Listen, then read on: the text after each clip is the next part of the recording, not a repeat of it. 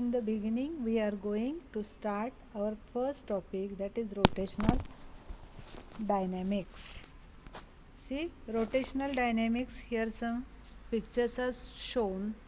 In one, the man or he or she is rotating about himself, and in another picture the man is rotating the wheel of cycle.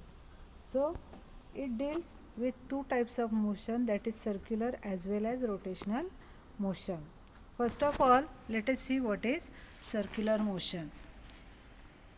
Up till this, we have studied different kinds of motion, that is linear motion, circular motion, vibratory motion, oscillatory motion.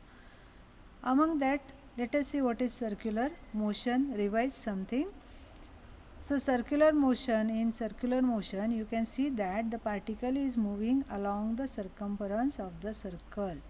That means we can define circular motion as motion along the circular path or along the circumference of the circle. If you want to find the velocity of this particle performing circular motion, so how we can find the velocity?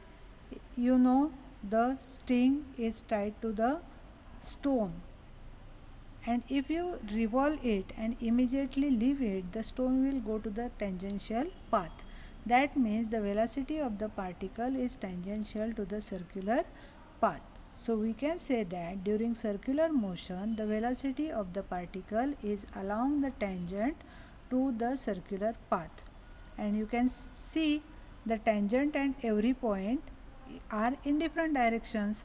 That means the direction of velocity changes at every instant, and it is an accelerated motion. How it is an acceleration motion? That means if the direction of velocity changes, that means velocity is changing, and if the velocity is changing, then it must be the accelerated motion. So remember, circular motion is an accelerated motion. We have studied different kinematical equations for linear motion.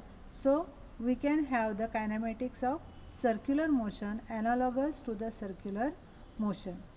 In linear motion, we have displacement, velocities, acceleration, force.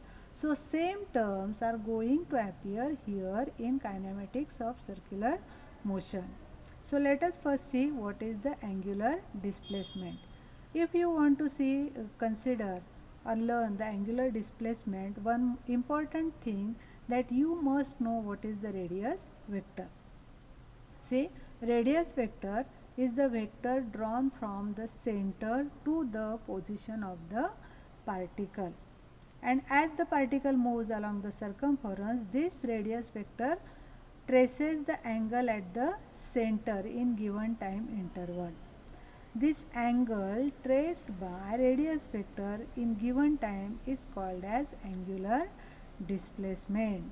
Remember the definition? The angle traced by radius vector in given time interval is angular displacement.